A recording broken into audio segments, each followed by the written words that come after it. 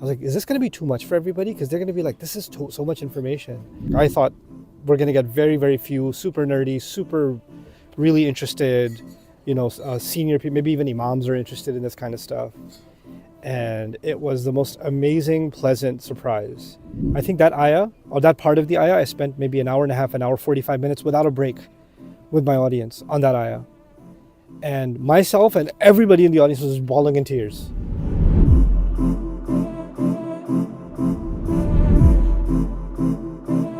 The first Quran week was a really big shot in the dark. I was very nervous about that.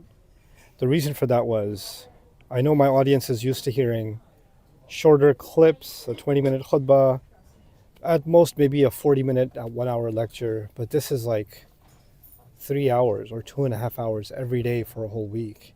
And it's not like an Arabic class. In an Arabic class, I ask a bunch of questions, they answer. It's kind of like a conversation. I know how to keep breathing oxygen into the room. But this is a detailed study of the Quran, so it's basically me lecturing, and they're not interrupting in the middle. And there's a lot of different things that I want to incorporate, right? I've developed a good system for teaching Arabic, like a method.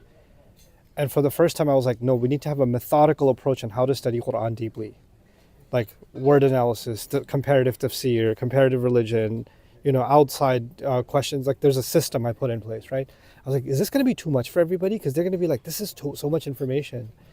And really big shot in the dark. I thought we're going to get very, very few super nerdy, super really interested, senior people, maybe even imams are interested in this kind of stuff. And it was the most amazing, pleasant surprise, the first Quran week in Glasgow, because the audience was college students, high schoolers, kids, Quran teachers, imams, youth, activists, khatibs. It was the entire spectrum. And the questions and the engagement that came from it was so incredible. Like I was like, wow, this is something that can work. Because, my goal behind doing that was to shatter this notion that deeper study of the Quran is just for scholars, right? And if you know something more in depth about a surah, good for you. But it's kind of extra stuff. It's not fundamental to our religion. I was like, if Allah is saying contemplating the Quran is fundamental to your hearts, right, in so many words, then how are we saying that it's not fundamental, right? But there was no way to give people that without making them feel overwhelmed. And I think that was a really great first experiment that encouraged me that this should become an institution and should carry on. So the old format of doing Surah Al-Baqarah, Juz Amma, both of them were very different formats, by the way. So the way I did Juz Amma was I was in a masjid for about a couple of years, actually, the original time I did it. And it was a weekly halaqah. Surah Al-Baqarah was every day in Ramadan and then continued as a weekly thing for a couple of years. And that's in a single community, right? But then with these surahs, which I kind of, with the work that I've already done, decided to start with Surah Al-Dhariyat 51 onwards. Basically, it's as many surahs as can be studied that are 4 pages or less. Basically, that's the rough idea. I figured instead of sitting in front of a camera and doing that in one place, why not use every surah as a unique opportunity to go in front of a live audience, a fresh audience that has done something like that before, and give them that experience and see what will come of it. Like, it's so much easier for Bayyina and for myself to stay home, turn a camera on and do this, right? But the Scotland experience made me realize that this actually is a seed that can turn into something in each of those communities. And that's only been validated as I've traveled. Like, I know now people that came to Quran Week and that became the start of a very serious commitment to Quran studies, Arabic studies, their Islamic education, that has now turned into not only their own growth, but they're starting Quran circles, podcasts, discussions, family study circles. Really cool Quran-inspired activism is now happening in different communities because they attended Quran Week, and that was the spark that kind of started it all. So it's a really, really cool opportunity for Sadaqah Jariyah, I feel. Okay, so my first Quran Week, as we said, was Glasgow in Scotland. And it was Surah Al-Dhariyat.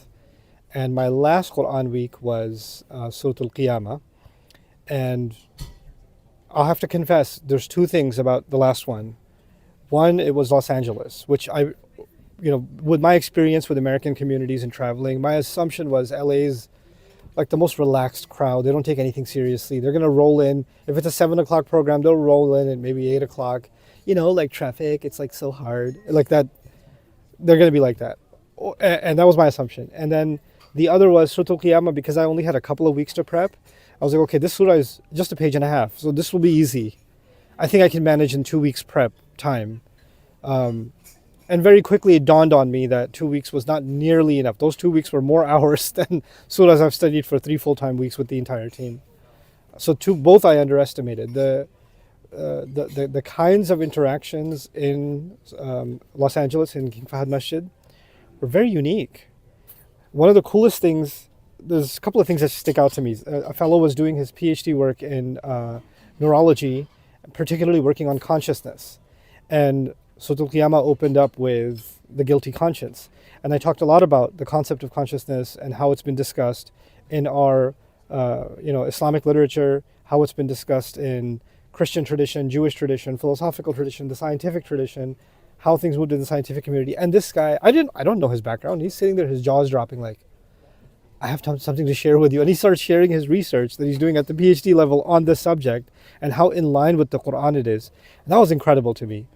Two really cool stories. There was a senior sister that was in the program, and she said, I have to tell you, because we had an open QA session, I have to tell you something. I was like, what? She goes, I graduated from Azhar. She had graduated from Jamiat al-Azhar maybe 30 years ago. She's been teaching Quran to kids in Los Angeles for many years. And she goes, what you're doing is really important, is very unique, and it must be done. And I want to help in any way that I can. And I was like, yes, I found a female scholar that wants to help. So like connecting with people like that, and then a couple of young kids that are college students, graduates actually, from Minnesota. I had done Quran Week in Minnesota, and I see familiar faces sitting in the front row. I was like, what are you guys doing here? They're like, it's a Quran Week. You can't miss it. Like you were gone out of America for so long, so they flew in, both of them. They started even a podcast just on Tadabbur of the Quran. And so the way it was different from the first Quran Week was I'm starting to see the fruits of it in really interesting ways, and what it's spawning into, what it's really turning into. And that was probably the thing that really stuck out to me about this Quran Week. Different surahs, different challenges. I would say probably one of the most challenging surahs to study, from just how many different sciences had to be tapped into, was Surah Al-Mumtahana, because history, politics, law, language, coherence, like there's so many things that had to cross-section to understand what Allah is getting across in Surah Al-Mumtahana at a deep level. So that was really awesome. And that was a great experience in Sydney. A surah that was very challenging from a personal reflection perspective was Surah Al-Taghabun. I think it was probably one of the most rewarding surahs that I've studied thus far. I always knew it's special, but just the way that emerged, even for myself in that study, was just super special. So Surah Al-Taghabun talks about calamity in a way that pretty much nowhere else in the Quran discusses. Allah is knowledgeable of the state before the calamity, the state during the calamity, and the state after the calamity. Allah is knowledgeable of what I understand and what I don't understand, what I know and what I don't know. Allah knows how this calamity will translate into a blessing in this life or the next life or both. I don't know any of that. Allah is the one who knows all of it. Just comfort in Allah knowing. And I really wanted to dive in, because the phrase "ma asaba min musibah" occurs multiple times in the Quran. But why does Allah use the word musibah for calamity? What is this? How is the Quran talking about tragedy, right? And every person's life has tragedy. Societies have tragedy. The world has tragedy. Tragedy can be going on inside somebody. It can be going on visibly. It can be going on in the world, in like war and genocide and things like that, right? So how is the Quran talking about this problem? And specifically when it comes to me personally and my relationship with tragedy, how is Allah commenting on that? And where is He commenting on that? The way he does that in Surah Al-Taghabun, I don't want to give it away because that'll turn into, I won't stop talking about it, but like, it was very moving because usually these studies are very academic also. But I'm telling you that, I think that ayah, or that part of the ayah, I spent maybe an hour and a half, an hour, 45 minutes without a break with my audience on that ayah. And myself and everybody in the audience was bawling in tears as we're going through this. And then people came up to me and said, I lost a child and nothing helped me like this did, like this ayah did. And other people came up to me and said, I've never understood tragedy in this way. Other people just completely, utterly speechless, except for, I just needed this. I know I just really needed this. And the world needs this. And I was like, you're right, the world does need this. We need these ayats. Yeah. I can't speak about anybody else. I will say that I became more acutely aware of the need for collaborative learning with the Quran, especially when it comes to contemplating the Quran. Taking advantage of people that are experts in particular fields and drawing from their knowledge and giving credit where it's due. Like, there's no way, I'm a student of politics and political philosophy, but that doesn't mean I'm an expert in it, right? I dabble in, background in psychology, but I dabble in psychology, but that doesn't mean I'm the leading expert in psychology by no stretch of the imagination.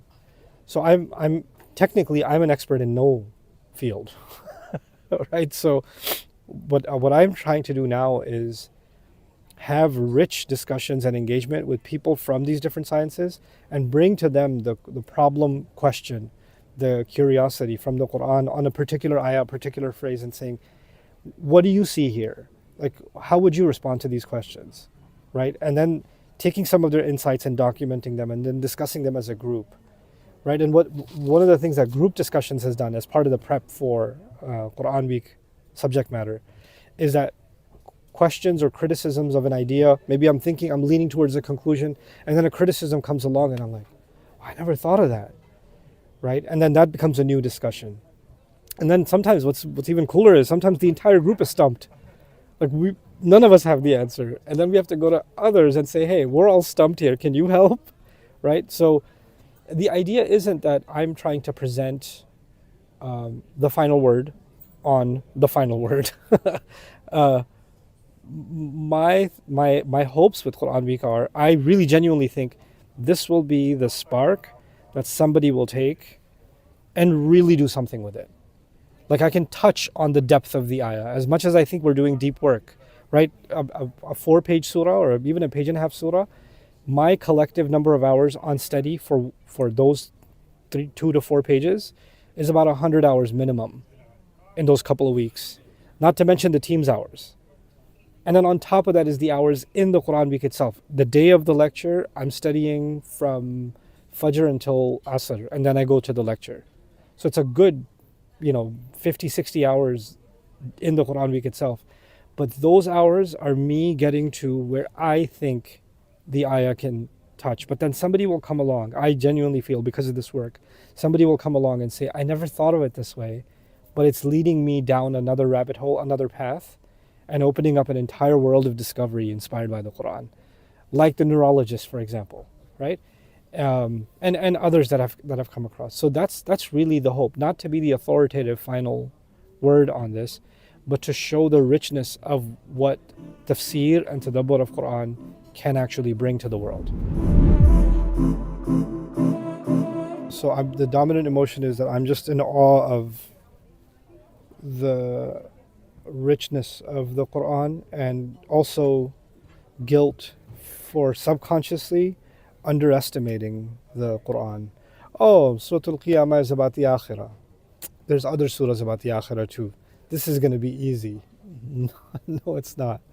Right? So I've learned over and over again that subconsciously somehow this idea creeps in that this surah is basically saying what some other surahs have already said. So no need to go too, And instead of thinking of each surah as a divine gift descending from the heavens that is unique in its beauty and its signature, like, for God's sake, would you ever look at 2 babies and say same thing?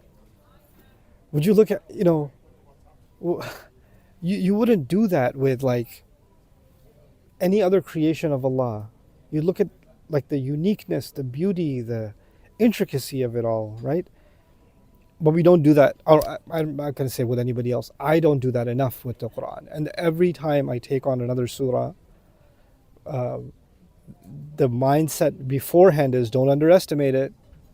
Like I tell myself that, but even then, some part of me is like, but it is kind of the same though. And then when I get in it, then it's like I got slapped with the study itself. See, it's not the same. Yes, Allah, ya Allah, I keep forgetting. Ya Allah, I need to. So that's probably one. The two is, the second is how powerful this book is to bring about a transformation. And the feeling that comes to me is there are things you can study that are intellectual curiosities and you learn more about them and it's fascinating stuff. The Quran's not just fascinating stuff. The Quran is transformative stuff. So like diving deep into a surah or contemplating the Quran, even an ayah, can actually be transformative for an entire life, for a person, can be transformative for an entire family, and by extension can be transformative for society, for the world. Like, don't underestimate what this word can do. It's not just and I'm not dismissing the fact that the study of the Quran increases our iman, connects us closer to Allah, but the Quran does that and uses that to do so much more. And we need to bring that power, that untapped power of the Quran back to our consciousness, right? That's what I feel like Quran Week has helped me do also. I hope you guys enjoyed that video clip. My team and I have been working tirelessly to try to create as many resources for Muslims to give them first steps in understanding the Quran all the way to the point where they can have a deep, profound understanding of the Quran. We are students of the Quran ourselves, and we want you to be students of the Quran alongside us. Join us for this journey on bayinatv.com, where thousands of hours of work have already been put in. And don't be intimidated, it's step by step by step, so you can make learning the Quran a part of your lifestyle. There's lots of stuff available on YouTube, but it's all over the place. If you want an organized approach to studying the Quran beginning to end for yourself, your kids, your family, and even among peers, that would be the way to go. Sign up for bayinatv.com.